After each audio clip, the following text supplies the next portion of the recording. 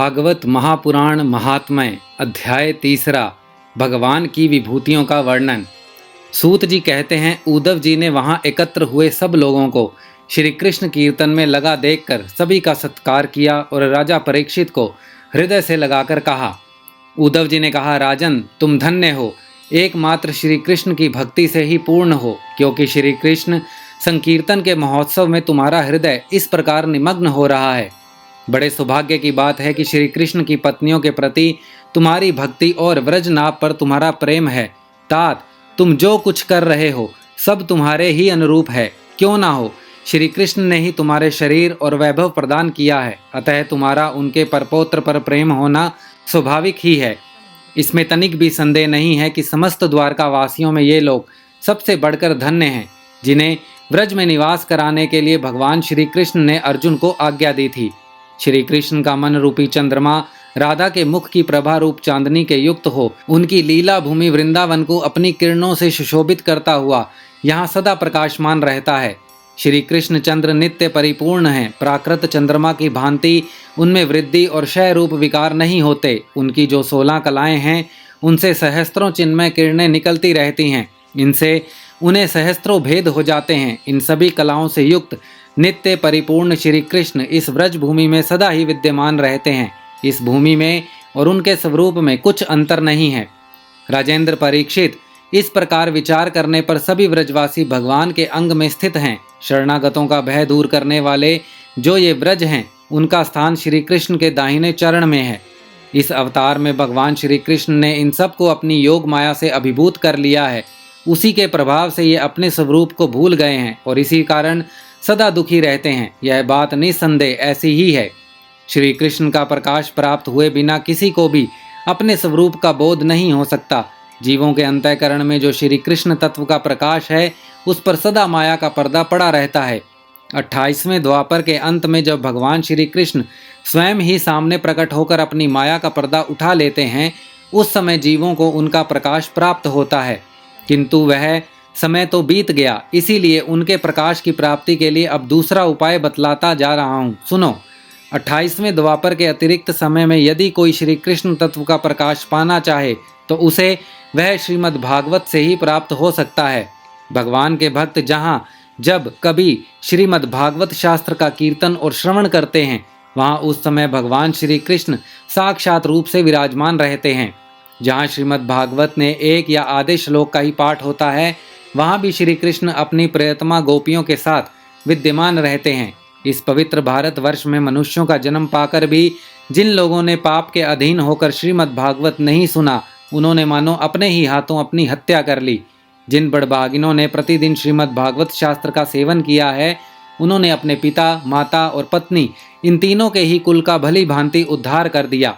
श्रीमद् भागवत के स्वाध्याय और श्रवण से ब्राह्मणों को विद्या का प्रकाश प्राप्त होता है, क्षत्रिय लोग शत्रुओं पर विजय पाते हैं, वैश्यों को धन मिलता है और शूद्र स्वास्थ्य निरोगी बने रहते हैं। स्त्रियों तथा अंतज्य आदि अन्य लोगों की भी इच्छा श्रीमद् भागवत से पूर्ण होती है। अतः कौन ऐसा भाग्यवान पुरुष है जो श्रीमद् भागवत का नित्य ही सेवन ना करेगा।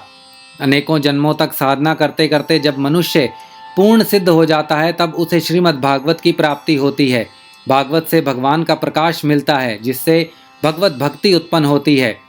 पूर्व काल में सांख्यान की कृपा से श्रीमद् भागवत बृहस्पति जी को मिला और बृहस्पति जी ने मुझे दिया। इसी से मैं श्री कृष्ण का प्रियतम सखा हो सका हूँ।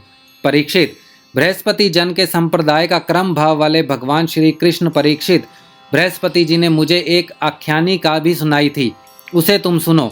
इस आख्यायिका एक श्रीमद् भागवत श्रवण के संप्रदाय का क्रम भी जाना जा सकता है। बृहस्पति जी ने कहा था, अपनी माया से पुरुष रूप धारण करने वाले भगवान श्री कृष्ण ने जब सृष्टि के लिए संकल्प लिया, तब उन्होंने दिव्य विग्रह से 3 पुरुष प्रकट किए। इनमें रजोगुण की प्रधानता से ब्रह्मा, सत्वगुण की प्रधानता से विष्णु और तमोगुण की प्रधानता से रुद्र प्रकट हुए। भगवान ने इन तीनों को क्रमशः जगत की उत्पत्ति, पालन और संहार करने का अधिकार प्रदान किया। तब भगवान की नाभि कमल से उत्पन्न हुए ब्रह्मा जी ने उनसे अपना मनोभाव यूं प्रकट किया। ब्रह्मा जी ने कहा, परमात्मन, आप नार अथवा जल के शयन करने के कारण नारायण नाम से प्रसिद्ध हैं। सबके आदि कारण होने से आदि पुरुष हैं। आपको नमस्कार है। प्रभो, आपने मुझे सृष्टि कर्म में लगाया है, मगर मुझे भय है कि सृष्टि काल में अत्यंत पापात्मा रजोगुण आपकी स्मृति में कहीं बाधा न डालने लग जाए। अतः कृपा करके ऐसी कोई बात बताएं जिससे आपकी याद बराबर बनी रहे। बृहस्पति जी कहते हैं, जब ब्रह्मा जी ने ऐसी प्रार्थना की तब पूर्व काल में भगवान ने उन्हें श्रीमद् भागवत का उपदेश देकर कहा, ब्राह्मण, तुम अपने मनोरथ की सिद्धि के लिए सदा ही इसका सेवन करते रहो। ब्रह्मा जी श्रीमद् भागवत का उपदेश पाकर बड़े प्रसन्न हुए और उन्होंने श्री कृष्ण की नित्य प्राप्ति के लिए तथा 7 आवरणों का भंग करने के लिए श्रीमद् भागवत का सप्ताह पारायण किया। सप्ताह यज्ञ की विधि से 7 दिनों तक श्रीमद् भागवत का सेवन करने से ब्रह्मा जी के सभी मनोरथ पूर्ण हो गए। इससे वे सदा भगवत स्मरण पूर्वक सृष्टि का विस्तार करते और बारंबार सप्ताह यज्ञ का अनुष्ठान करते रहते। ब्रह्मा जी की भांति ही विष्णु ने भी अपने अभीष्ट अर्थ की सिद्धि के लिए उन परम पुरुष परमात्मा से प्रार्थना की, क्योंकि उन परम पुरुषोत्तम ने विष्णु जी को प्रजापालन के रूप में नियुक्त किया था। विष्णु ने कहा, देव, मैं आपकी आज्ञा के अनुसार कर्म और ज्ञान के उद्देश्य से प्रवृत्ति और निवृत्ति के द्वारा यथोचित रूप से प्रजाओं का पालन करूंगा। काल क्रम से जब जब धर्म की हानि होगी तब तब अनेकों अवतार धारण कर पुनः धर्म की स्थापना करूंगा। जो भोगों की इच्छा रखने वाले हैं उन्हें अवश्य ही उनके किए हुए यज्ञ आदि कर्मों का फल अर्पण करूंगा, तथा जो संसार बंधन से मुक्त होना चाहते हैं, विरक्त हैं, उन्हें उनकी इच्छा अनुसार 5 प्रकार की मुक्ति भी देता रहूंगा। परंतु जो लोग मोक्ष भी नहीं चाहते उनका पालन मैं कैसे करूं, यह बात समझ में नहीं आती। इसके अतिरिक्त मैं अपनी तथा लक्ष्मी जी की भी रक्षा कैसे कर सकूंगा, इसका उपाय भी बताइए। विष्णु की यह प्रार्थना सुनकर आदि पुरुष श्री कृष्ण ने उन्हें भी श्रीमद् भागवत का उपदेश किया और कहा, तुम अपने मनोरथ की सिद्धि के लिए इस श्रीमद् भागवत शास्त्र का सदा पाठ किया करो। उस उपदेश से विष्णु भगवान का चित्त प्रसन्न हो गया और वे लक्ष्मी जी के साथ प्रत्येक मास में श्रीमद् भागवत का चिंतन करने लगे। इससे वे परमार्थ का पालन और यथार्थ रूप से संसार की रक्षा करने में समर्थ हुए। जब भगवान विष्णु स्वयं वाक्ता होते हैं और लक्ष्मी जी प्रेम से श्रवण करती हैं, उस समय प्रत्येक बार भागवत कथा का श्रवण 1 मास में ही समाप्त हो जाता है। किंतु जब लक्ष्मी जी स्वयं वाक्ता होती हैं और विष्णु श्रोता बनकर सुनते हैं, तब भागवत कथा का रसावादन 2 मास तक होता रहता है। उस समय कथा बड़ी सुंदर, बहुत ही रुचिकर होती है। इसका कारण यह है कि विष्णु तो अधिकार रूढ़ हैं, उन्हें जगत के पालन की चिंता करनी पड़ती है, पर लक्ष्मी जी इन झंझटों से अलग हैं, अतः उनका हृदय निश्चिंत है। इसी से लक्ष्मी जी के मुख से भागवत कथा का रसावादन अधिक प्रकाशित होता है। इसके पश्चात रुद्र ने भी, जिन्हें भगवान ने पहले संहार के कार्य में लगाया था, अपनी सामर्थ्य की वृद्धि के लिए उन परम पुरुष भगवान श्री कृष्ण से प्रार्थना की। रुद्र ने कहा, मेरे प्रभु देव, मुझे नित्य, नैमित्तिक और प्राकृत संहार की शक्तियां तो हैं, पर आंतरिक संहार की शक्ति बिल्कुल नहीं है। यह मेरे लिए बड़े दुख की बात है। इसी कमी की पूर्ति के लिए मैं आपसे प्रार्थना करता हूँ। बृहस्पति जी कहते हैं, रुद्र की प्रार्थना सुनकर नारायण ने उन्हें भी श्रीमद् भागवत का ही उपदेश किया। सदाशिव रुद्र ने 1 वर्ष में 1 पारायण के क्रम से भागवत कथा का सेवन किया। इसके सेवन से उन्होंने तमोगुण पर विजय पाई और आंतरिक संहार की शक्ति भी प्राप्त कर ली। उद्धव जी कहते हैं, श्रीमद् भागवत के महात्म्य के संबंध में यह आख्यांकिका मैंने अपने गुरु श्री बृहस्पति जी से सुनी और उनसे भागवत का उपदेश प्राप्त करके उनके चरणों में प्रणाम करके मैं बहुत ही आनंदित हुआ। तत्पश्चात भगवान विष्णु की रीति स्वीकार करके मैंने भी 1 मास तक श्रीमद् भागवत कथा का भली भांति रसावादन किया। उतने से ही मैं भगवान श्री कृष्ण का प्रियतम सखा हो गया। इसके पश्चात भगवान ने मुझे ब्रज में अपनी प्रियतमा गोपियों की सेवा में नियुक्त किया। यद्यपि भगवान अपने लीला परिकारों से सदा नित्य विहार करते रहते हैं, इसीलिए गोपियों का श्री कृष्ण से कभी भी वियोग नहीं होता, तथापि जो भ्रम से विरह वेदना का अनुभव कर रही थी, उन गोपियों के प्रति भगवान ने मेरे मुख से भागवत का संदेश कहलवाया। उस संदेश को अपनी बुद्धि के अनुसार ग्रहण कर गोपियां तुरंत ही विरह वेदना से मुक्त हो गई। मैं भागवत के इस रहस्य को तो नहीं समझ सका, किंतु मैंने उसका चमत्कार प्रत्यक्ष देखा। इसके बहुत समय बाद जब ब्रह्मा आदि देवता आकर भगवान से अपने परम धाम में पधारने की प्रार्थना करके चले गए, उस समय पीपल के वृक्ष की जड़ के पास अपने सामने खड़े हुए मुझे भगवान ने श्रीमद् भागवत विषयक उस रहस्य का स्वयं ही उपदेश किया और मेरी बुद्धि में उसका दृढ़ निश्चय करा दिया। उसी के प्रभाव से मैं बद्रिका आश्रम में रहकर भी यहाँ व्रज की लताओं और बेलों में निवास करता हूँ। उसी के बल से यहाँ नारद कुंड पर सदा स्वेच्छानुसार विराजमान रहता हूँ। भगवान के भक्तों को श्रीमद् भागवत के सेवन से श्री कृष्ण तत्व का प्रकाश प्राप्त हो सकता है। इस कारण यहाँ उपस्थित हुए इन सभी भक्तजनों के कार्य की सिद्धि के लिए मैं श्रीमद् भागवत का पाठ करूँगा, किंतु इस कार्य में तुम्हें ही सहायता करनी पड़ेगी। सूत जी कहते हैं, यह सुनकर राजा परीक्षित उद्धव जी को प्रणाम करके उनसे बोले।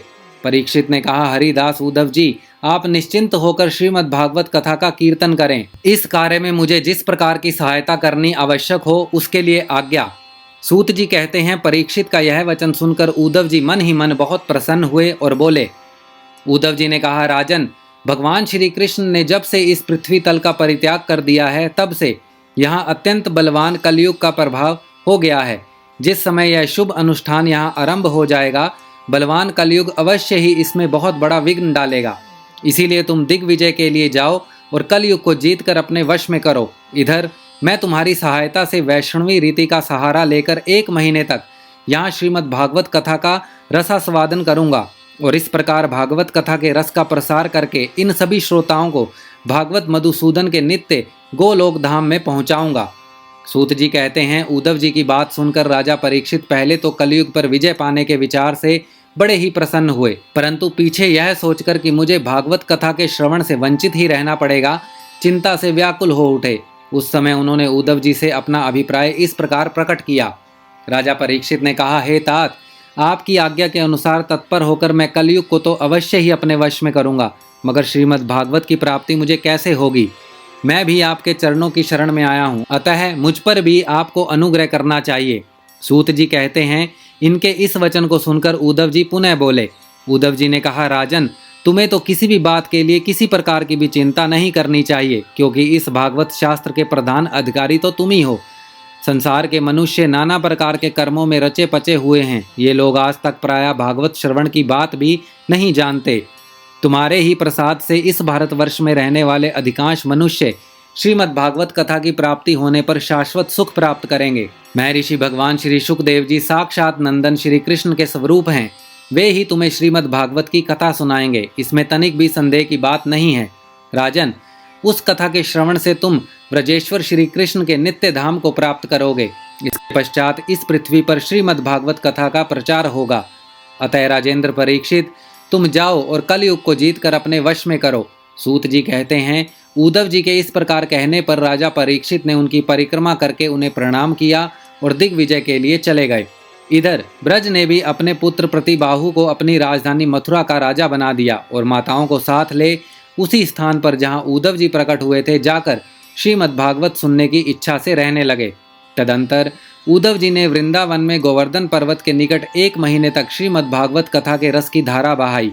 उस रस का आस्वादन करते समय प्रेमी श्रोताओं की दृष्टि में सब और भगवान की सच्चिदानंदमयी लीला प्रकाशित हो गई और सर्वत्र श्री कृष्णचंद्र का साक्षात्कार होने लगा।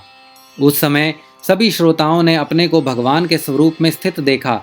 व्रजनाभ ने श्री कृष्ण के दाहिने चरण कमल में अपने को स्थित देखा और श्री कृष्ण के विरह शोक से मुक्त होकर उस स्थान पर अत्यंत सुशोभित होने लगे।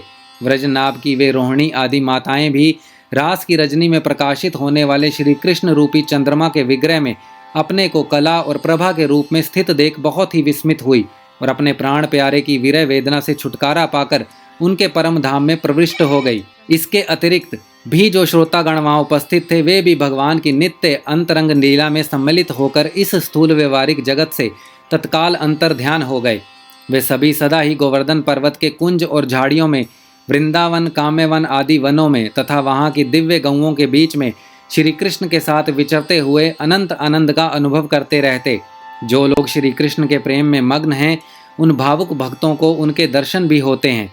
सूत जी कहते हैं, जो लोग इस भगवत प्राप्ति की कथा को सुनेंगे और कहेंगे उन्हें भगवान मिल जाएंगे और उनके दुखों का सदा के लिए अंत हो जाएगा।